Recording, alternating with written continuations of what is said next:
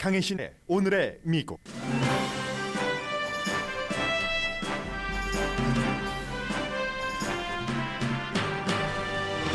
어제 열린 예비선거 결과에서는 트럼프 전 대통령의 영향력과 상원 본선거를 짐작할 만한 결과가 나왔습니다.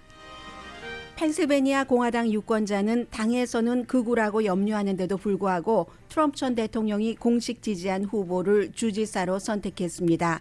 그러나 상원 선거에서는 트럼프 전 대통령이 지지한 후보가 확정되지 못했습니다. 노스캐롤라이나 공화당 상원에서는 트럼프 지지자가 승리했지만 하원에서는 트럼프 전 대통령이 지지했고 1965년 이후 최연소 초선 의원이 탈락했습니다. 아이다호 주지사 선거에서는 트럼프 전 대통령이 지지한 후보가 이겼습니다. 이긴 게 아니라 졌습니다. 북한이 코비드-19 사태를 중국처럼 대처하고 싶어 하지만 가능하지도 않고 오히려 재앙이 되기 쉽다고 미국과 서방 세계 언론은 보도합니다. 반면 북한 밖에서 보는 북한은 안에서 보는 것과 다를 수 있다고 뉴욕타임스가 보도했습니다. 바이든 대통령은 뉴욕 버팔로에서 숨진 피해자 가족을 만난 뒤 소수인종이 백인을 대체한다는 음모론을 거부할 것을 촉구했습니다. 총기 규제도 말했지만 2000년대 이후 미국의 합법적인 총기 생산은 이전보다 3배가 늘어났습니다. 미국 축구협회가 남녀 평등 임금 협상을 오늘 발표했습니다. 이는 미국은 물론 세계 스포츠계의 남녀 임금을 바꿀 수 있는 결정입니다. 넷플릭스가 150명을 추가 해고하면서 직원이라면 이 세상에 해롭다고 생각하는 프로젝트에도 참여해야 한다고 공지했습니다. 핀란드와 스웨덴이 나토 가입 공식 신청을 접수했습니다. 한 시대에서 다른 시대로 넘어가는 역사입니다. 여러분 안녕하십니까? 오늘의 미국 강희신입니다. 네, 한 시대에서 다른 시대로 넘어가는 역사를 말씀드렸는데 오늘 아침부터 저희가 며칠 전부터 시험 방송을 했습니다만 스튜디오 장소를 옮겨서 처음으로 아마 유튜브로 지금 방송이 되고 있는 것 같죠? 그래서 저희 라디오 서울도 새로운 시대에 접어들어갔고 그리고 미국도 마찬가지입니다. 아마 한국 뉴스에서 번역하는 그 미국 뉴스를 보시는 분들께서는 거의 그 어제 예비선거 결과를 미국에 맞게 미국 사람들이라면 조금 더 자세히 알아야 되잖아요. 그 정도가 전달되지 않았다고 생각됩니다. 왜냐하면 한국 매체의 그 한국 전문가들 또 한국 특파원들은 한국에 관심이 있는 그 정도 선에서 미국의 뉴스를 보도하기 때문이죠.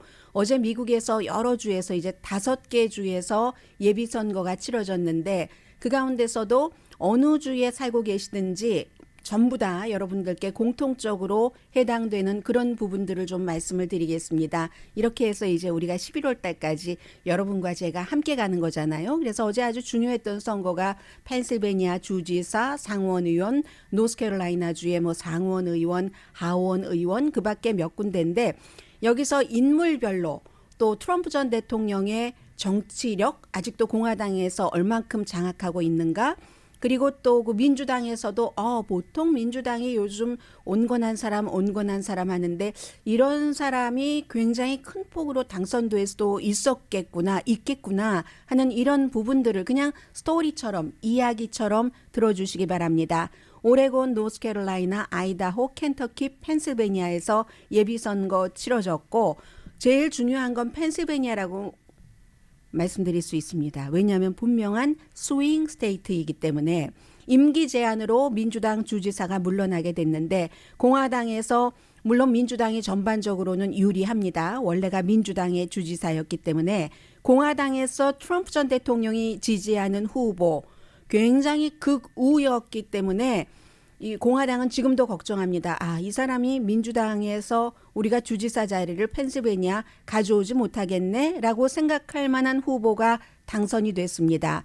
덕 마스트리아노라는 후보고 주 상원 의원인데 군 출신입니다. 선거가 끝나고 나서 2020년에 계속 그 거짓을 퍼뜨리고 이거 가짜 선거였다 해서 트럼프 전 대통령의 눈에 들었죠. 그런데 본선에서는 12월 달에서는 민주당의 후보인 검찰총장 그 조시 샤피로와 같이 대결을 해야지 되는데 예비선거에서 이겼다고 본선거에서 이기는 것 아니잖아요. 지금 한국으로 비교를 하자면 경기도의 뭐 김은혜 후보냐 아니면은 유승민 전 그 후보냐 여기서 당에서 지지를 받아도 유권자의 지지 제일 중요한 건 유권자잖아요. 그렇게 해서 지금 나가고 있는데 미국 펜실베니아는 트럼프가 아닌 공화당은 이 사람 너무 극우기 때문에 본선거에서 어떤 그 경쟁력이 없다라고 했는데도 당선이 됐습니다. 그런 점에서 굉장히 중요하고요. 더군다나 펜실베니아는 스윙 스테이트인 것뿐만이 아니라 주지사가 총무처 장관을 임명을 합니다. 보통 선거인데 총무처 장관이라는 게 선거를 관리하잖아요. 유권자를 관리하고 해서 굉장히 중요해서 아마 이로써 현재로서는 펜실베니아가 민주당이 12월 달에 주지사가 될 것 같다. 스윙 스테이트에서 이런 결론입니다. 그리고 또 무척 그 세계적으로 관심이 있었던 그 선거가 펜실베니아주 상원 의원 공화당 예비 선거였는데 지금 모두 예비 선거입니다. 은퇴한 공화당 패투미 그 상원 의원을 교체하는 건데 여기서 전 헤지펀드 임원인 데이빗 맥코믹이냐 아니면 트럼프 전 대통령이 지지한 오프라 윈프리 쇼 같은 데 나와서 막 유명해졌고 또 멜라니아 트럼프 여사가 좋아한다고 하고 코비드 19 시대에는 하이드록시 클로로킨만 먹으면 무조건 다 낫는다고 하고 한 닥터 오즈와 데이빗 맥코믹 이 두 사람 다 공화당이고요. 예비 선거니까 너무나 이 격차가 적어서 지금 누구다라고 할 수가 없게 돼서 maybe 지금 닥터 오즈 같은 경우는 재검표를 주장을 하고 있습니다. 그래서 누가 될지 모르고요. 이 사이에 민주당에서는 정말 그 기회가 되는 거죠. 상원이 누가 지금 다수당이 되느냐 50대 50인데 현재 자리는 공화당이었는데 민주당에서 그 존 피러먼이라는 얼마 전에 제가 크로징 할 때 여러분들께 말씀을 드렸잖아요. 이 사람이 그 펜실베니아의 부지사인데 심장 질환을 일으켰는데 아무런 생명에는 지장이 없는 그래서 뭐 어제 피스메이커 같은 것이든가요. 뭔가 시술을 하기 위해서 병원에 있었기 때문에 예비선거에서 이겼는데도 와이프가 대신 남편을 대신해서 연단에 올라섰습니다. 이 사람에게 굉장한 기회가 되고 그것은 또 민주당에게 기회가 되는 거죠. 이 인물에 대해서는 시간이 있으면 조금 뒤에 조금 말씀드리겠습니다. 민주당의 변화이기도 하고요. 중요한 선거가 노스캐롤라이나주에서도 두 개가 있었습니다. 공화당 하원 11지구 트럼프 전 대통령이 지지한 메디슨 코톤이 졌습니다. 메디슨 코톤도 굉장히 세계적으로 유명한 사람입니다. 이 사람이 2014년도에 교통사고가 나서 부분적으로 이제 신체가 마비됐기 때문에 휠체어에 타고 있는데 26살밖에 안 됐어요. 미국에서 뭐 1700년대에도 있었다고 하고 65년도 그리고 이 코톤이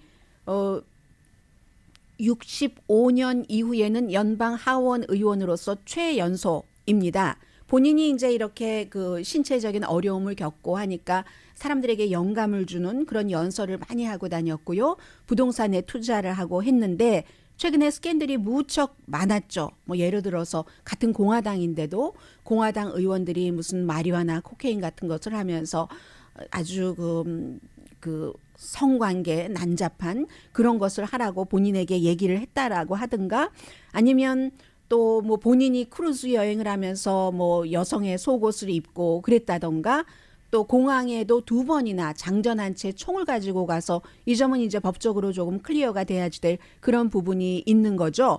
처음에 당선됐었을 때는 초선에는 G세대잖아요. 26살이니까 기성세대 정치인에게 실망한 사람들이 떠오르는 스타다 하면서 많이 밀어줬습니다. 그리고 이제 트럼프 전 대통령과 이제 가까이도 있었고 트럼프 전 대통령도 그러한 실수가 있음에도 불구하고 뭐 기회를 줘야지 된다 했는데 떨어졌습니다. 하루아침에 공화당에 떠오르는 스타였던 사람이 이제 떨어지고 만 것이고요. 이 사람은 우크라이나의 젤렌스키 대통령에게 깡패라고 불렀던 사람이기도 합니다. 그리고 히틀러 뭐 별장 방문하고 나서 뭐 나치는 나쁘지만 뭐 히틀러를 총통이라고 한다던가 이런 식으로 해서 문제가 되기도 했었던 그런 사람입니다. 그래서 노스캐롤라이나 하원에서는 트럼프 지지자 패배했다라는 것 말씀드리고요. 노스캐롤라이나 주의 상원 선거도 역시 은퇴한 공화당 의원 자리입니다. 은퇴하는 리처드 바 의원인데 여기서는 트럼프 전 대통령이 지지한 테드 볼드 하원 의원이 승리를 했습니다. 공화당에서 12명이 나왔는데 승리를 했고 이 사람은 트럼프 전 대통령이 왜 지지했는가? 하원 의원 당시에 연방 하원 의원 당시에 바이든이 대통령이다 하는 것을 인준하는 것을 거부한 그런 그 하원 의원입니다. 그런데 이제 여기서는 아주 중요한 게 그 본선거로 간다면 민주당에서 누구냐면 노스캐롤라이나주의 대법원장을 지낸 체리 비즐리 흑인이고 여성입니다. 만약에 여기서 민주당 후보가 이긴다면은 남부에서 첫 번째 흑인 상원 의원이 나오는 겁니다.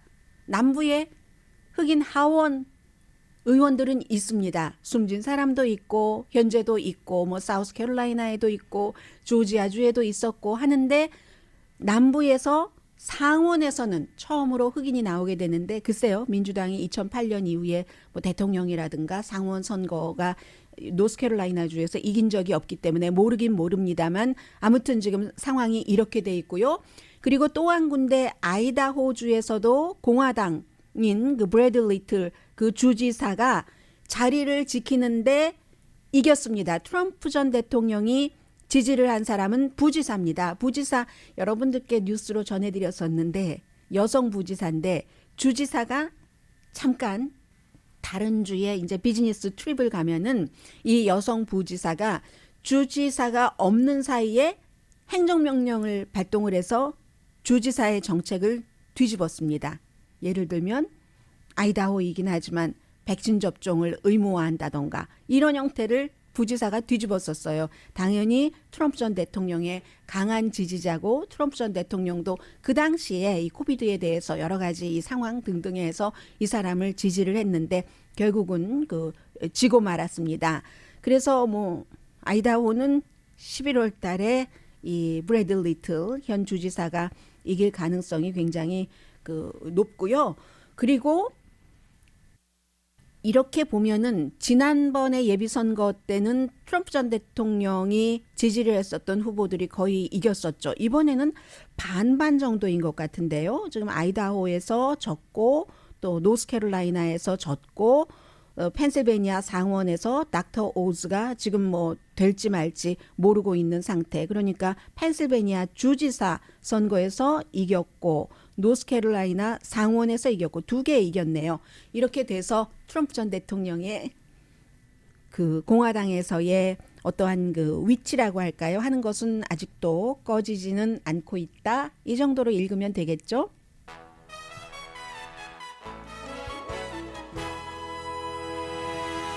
네, 이 앞부분에 중요하다는 의미에서 잠깐 북한을 말씀을 드리겠습니다.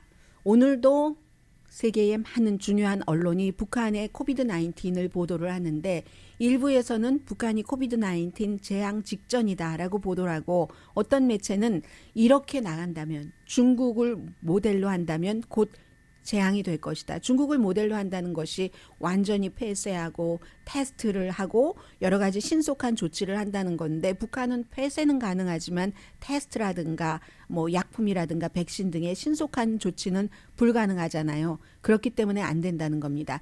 현재까지 북한은 2년이 넘었는데 테스트를 한 사람이 64,200명밖에 안 됩니다.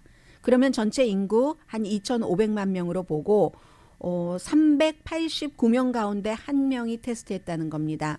미국에 살고 계신 여러분들 테스트 안 해보신 분들이 거의 안 계실 거예요. 보통 이제 몇 번씩은 적어도 몇 번씩은 테스트를 하셨을 텐데 한국과 북한을 비교를 해보면 한국은 인구가 5,500만 명인데 1억 7,200만 번 테스트를 했습니다. 세계보건기구의 기록입니다. 그러면 한국도 1인당 3번 이상 테스트를 했다는 거죠.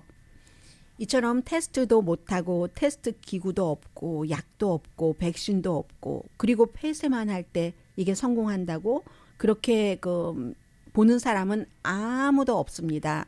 그래서 이제 또 중요한 것 가운데 하나가 중국이 우한이라든가 상하이라든가 이런 데서 폐쇄를 했을 때도 먹을 것이 없지 않는데도 불구하고 먹을 것이 없고 배급이 보급이 제대로 되지 않아서 무척 주민들의 불만도 많고 문제였습니다. 북한은 어떻게 되겠습니까? 그런 문제가 있고요. 그래서 폐쇄 명령을 내렸어도 작업, 생산 이런 것은 하도록 또 허용을 한다던가 교통도 금지하면서 여전히 일하러 다니잖아요, 사람들이. 그런데 그게 격리라고 볼 수 있을까? 그런 문제들이요. 그리고 어디서 시작이 됐는가?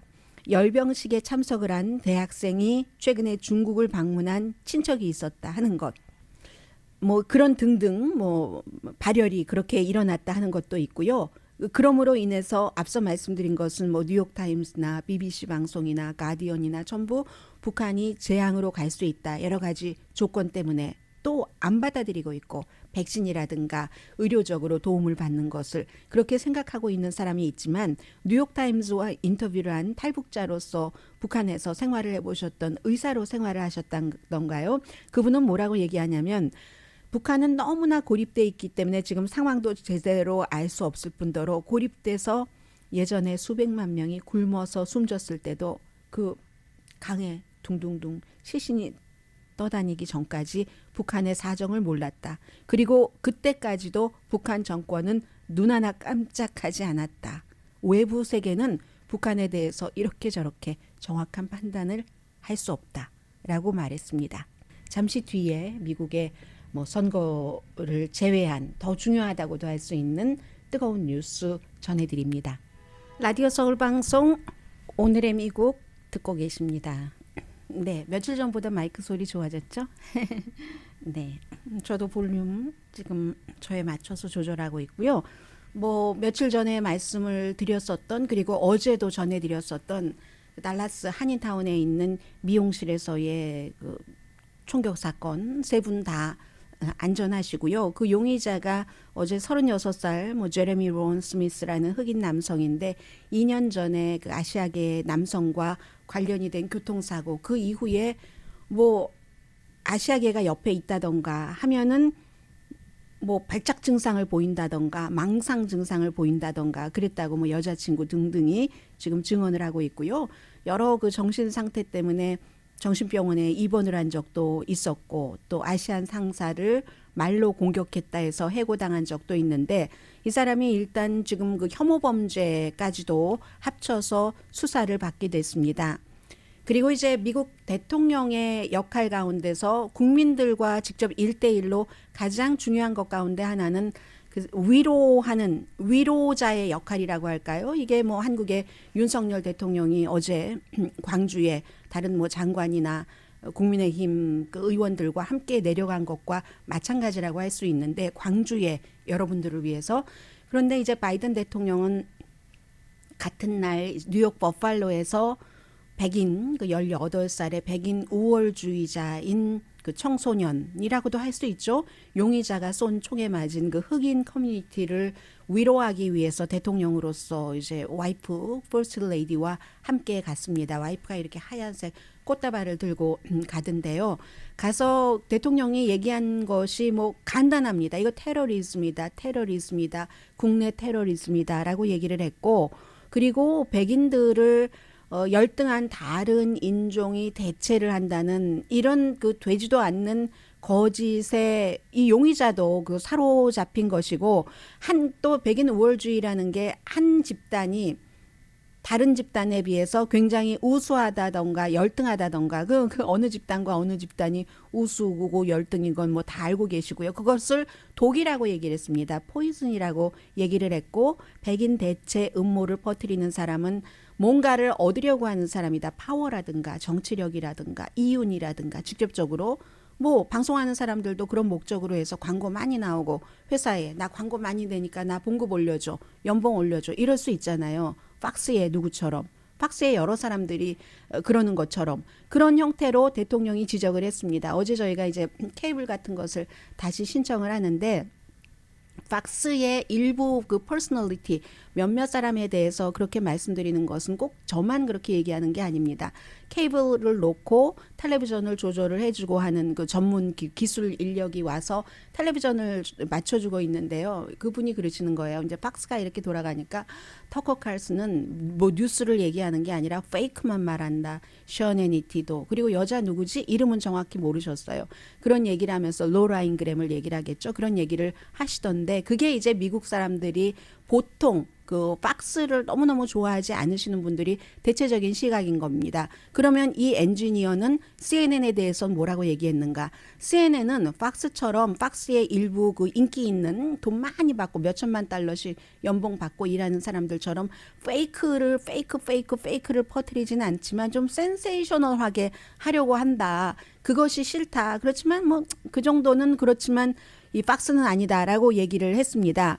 그래서 그런 것이 이제 포이즌이고 터커 칼슨이 제일 많이 했고 이 백인 그 대체 음모론에 대해서 대통령은 이 미국에서 악이 이기지 못한다. 내가 약속하겠다. 대통령으로서 이게 힘들 것 같은데요. 혐오 자체는 결국은 끝까지 가면은 우세할 수가 없다. 그런 얘기를 했고요. 총기 규제 법안에 대해서도 요구하고 의회에 한다고 했지만 대통령 자신이 이거 좀 힘들 겁니다라고 얘기를 했습니다. 그리고는 그 바이든 대통령은 본인이 다시 정치를 하겠다고 생각을 한 것이 2017년도에 버지니아주의 그 샤롯츠빌에서 백인 우월주의자들의 그 시위에서 이제 트럼프 전 대통령이 그 사람들 좋은 사람이다라고 얘기한 이거는 정말 나라의 위기다 하고 본인은 나왔다고 얘기를 했고요. 그리고 백인들의 그 마음을 또 이해해 볼 수 있는 그런 수치도 있습니다. 지금 1990년대는 백인이 76%였는데 미국 전체 인구의 지금은 60%밖에 안 됐습니다. 여러분께서 90년대 이민 오신 분이라면은 그때와 지금 백인의 인구가 많이 달라진 거죠. 사람들이 뭔가 우리가 다수이고 더 많이 다수이고 할 때는 좀 넉넉한 마음이 들 수도 있는데 다수였다가 쪼그라드네? 슈링크되네? 하면은 좀 초조할 수 있다는 게 너무 당연한 것이고 인구 센서스를 바탕으로 말씀을 드린 겁니다. 그래서 15살 아래는 백인이 50%가 안 되는 게 2018년 센서스에서 처음 그렇게 나온 겁니다.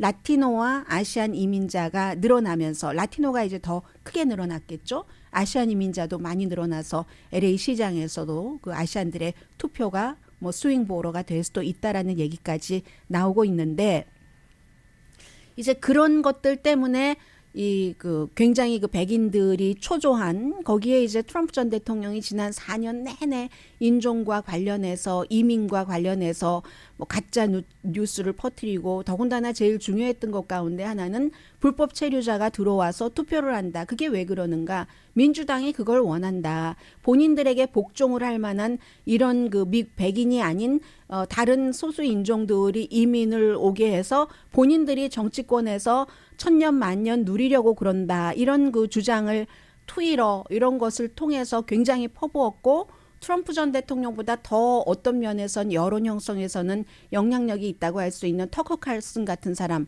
루답스 같은 사람, 지금은 뭐 팍스에서 나왔지만 나온 게 아니라 뭐 쫓겨난 거나 마찬가지죠.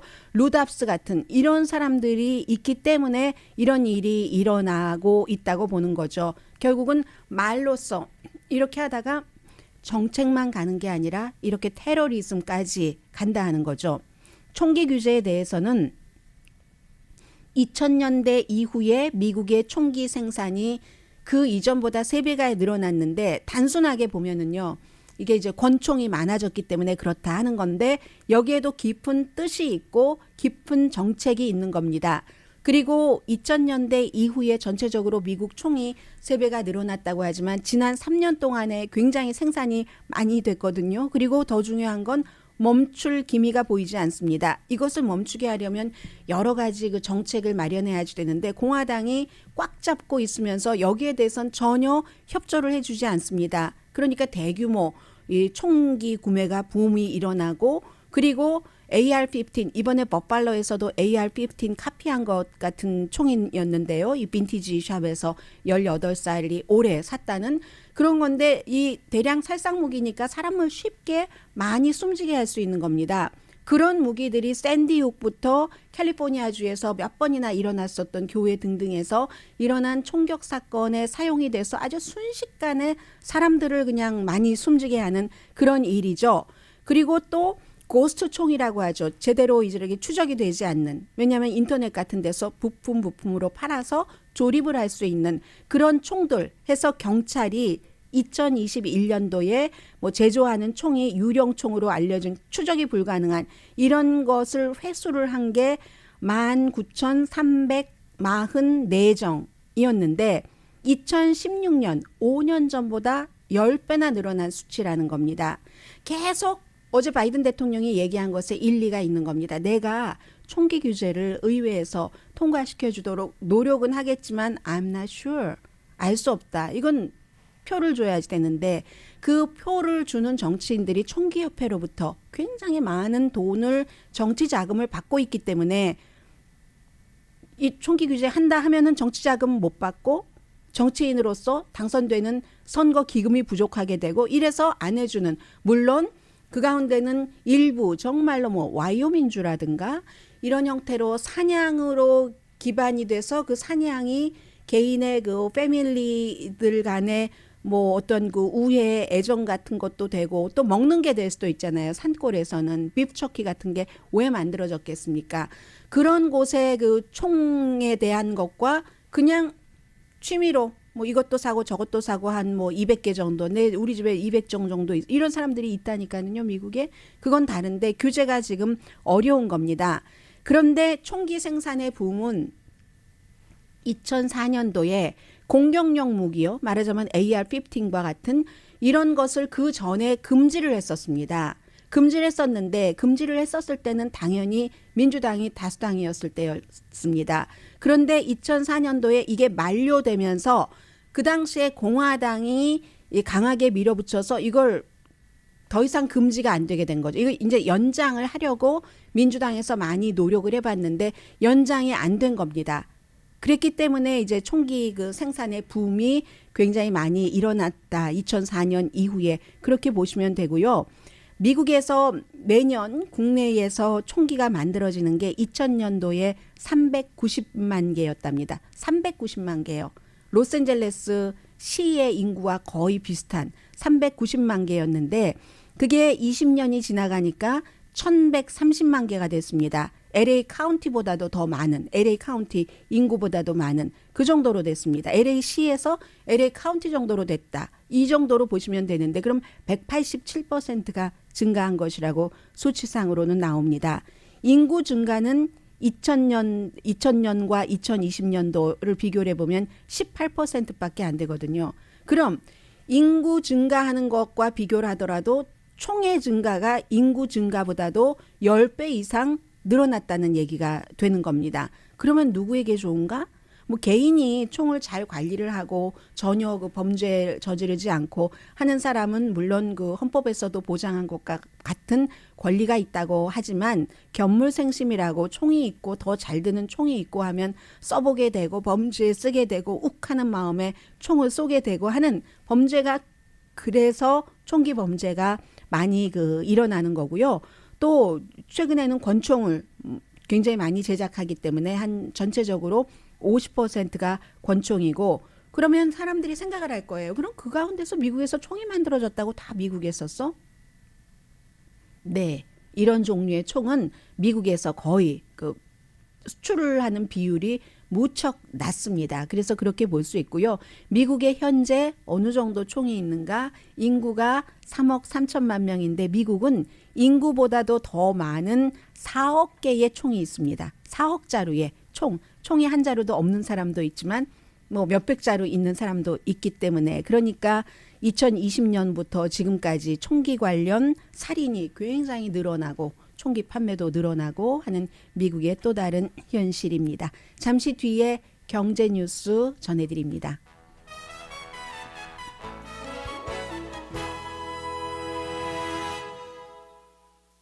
라디오 서울 방송 오늘의 미국 듣고 계십니다.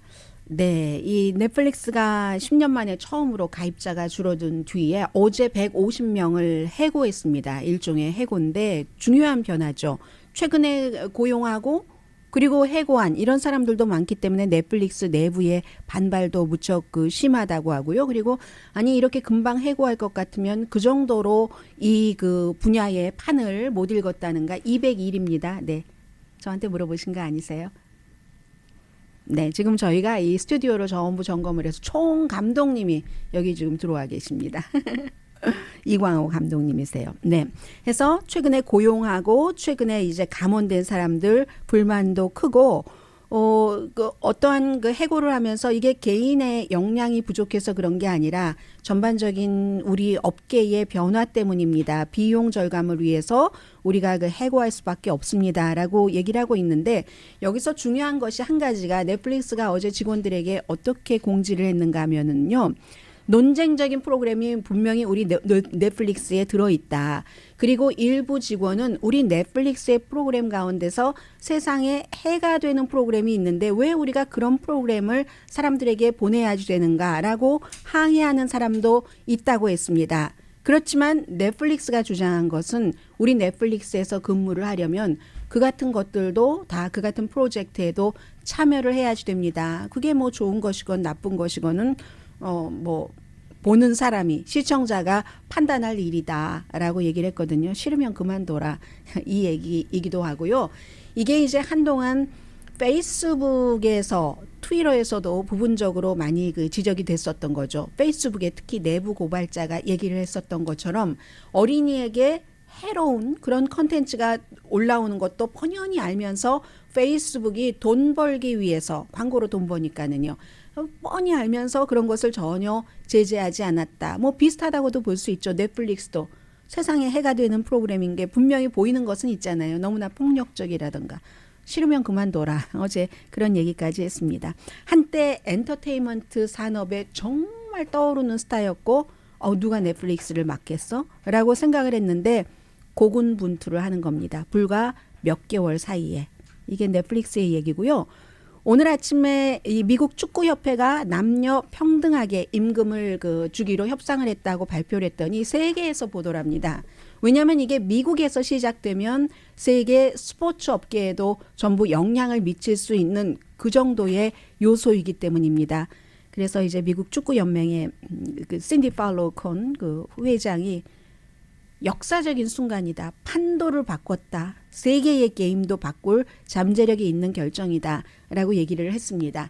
가만히 있었으면 바뀌지 않았을 텐데 미국 여자 축구 대표팀이 물론 시청률은 남자와 비교할 수 없다고 하지만 우리는 뭐 초기에 월드컵에서도 이기고 뭐도 하고 막 세계의 최강에 속하고 하는데 우리 연봉을 보면 남자 선수와 비교할 수가 없어 하는 것을 꾸준히 항의를 했습니다.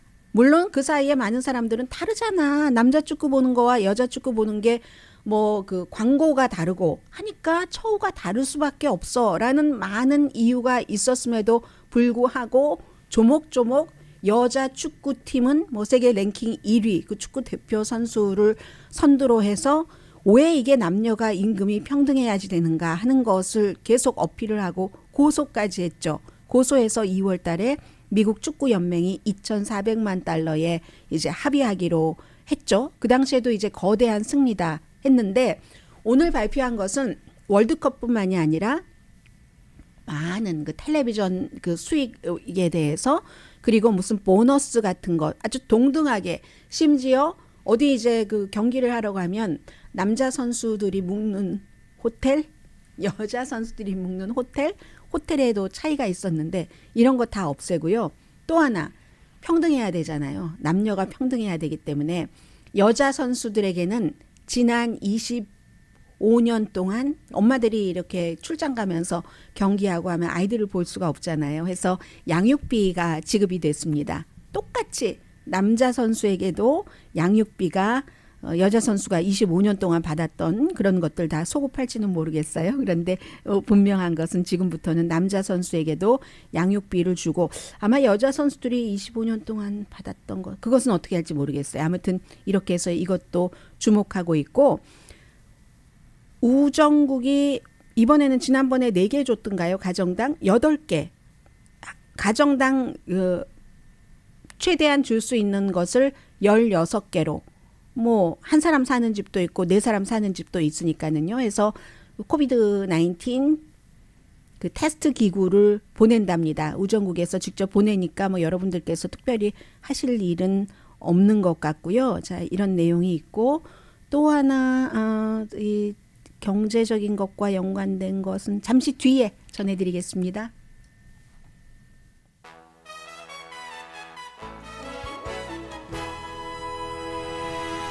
라디오 서울 방송 오늘의 미국 듣고 계십니다. 핀란드와 그 스웨덴이 나토 가입 공식 신청을 이제 했습니다. 그 브뤼셀에 있는 본부에 공식 신청서를 동시에 냈는데 물론 그 과정은 몇 개월 걸리겠죠. 그리고도 이제 터키가 뭐 이것저것 조건을 내기 때문에 미국이나 다른 나라들은 너무 좋아하지만 그런 것 때문에 시간이 얼마나 걸릴지는 모르지만 스웨덴의 그 총리인 막달리나 안데르손 총리가 한 시대에서 다른 시대로 가는 것이다. 당연하죠. 스웨덴으로서는 핀란드보다 더하죠. 거의 뭐 몇 세기를 그 군사적으로 중립을 한 곳이 스웨덴이고 또 스웨덴은 그 나토 가입을 또 한 가지 꺼려했었던 것이 굉장히 인도주의적으로 왜 러시아가 있고 제가 말씀드릴 때 여러분들께서 그냥 페이퍼에서 보신다면 제일 오른쪽에 러시아가 있고 그리고 러시아와 국경을 맞대고 있는 게 핀란드고 핀란드와 국경을 맞대고 있는 곳이 스웨덴 러시아, 핀란드, 스웨덴이 되는데 이 핀란드는 전에 러시아와 전쟁을 2번 해서 졌습니다. 그 졌을 때 이 핀란드는 러시아로부터 요구를 받았죠. 어떠한 그 군사적인 이런 협정을 하지 않고 중립국으로 있기로.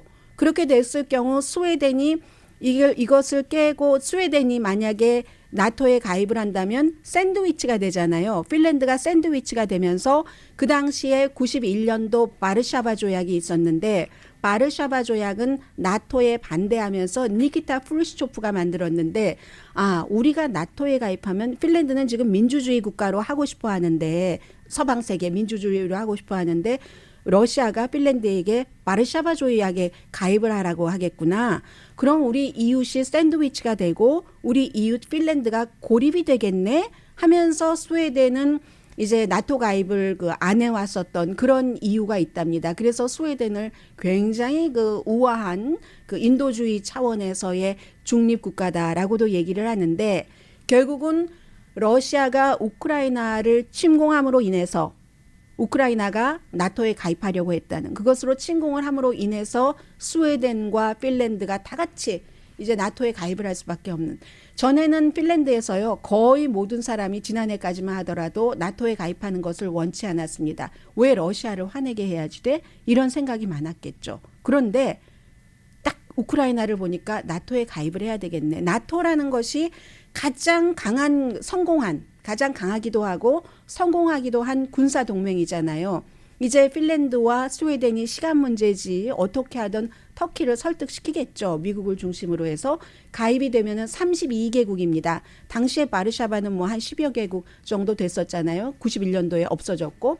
그래서 32개국이라는 국가가 어느 나라든지 무력이 강했을 때 우리나라를 침공한다 하면 나머지 31개 국가가 우리가 침공당한 거야 하면서 다 같이 이렇게 해주면 누가 그 나라를 침공을 하겠습니까? 이것도 일종의 억제력이죠. 핵만 억제력이 있는 게 아니라 우크라이나는 그 같은 게 없기 때문에 지금 굉장히 힘든 것이고 해서 스웨덴의 총리가 이건 새로운 역사로 가는 길이다라고 얘기를 하는 거고요. 뭐 나토에 가입하진 않았지만 스웨덴이나 핀란드나 전부 유럽연합에는 가입을 했고 나토 뭐 훈련에도 참가를 하기는 했습니다.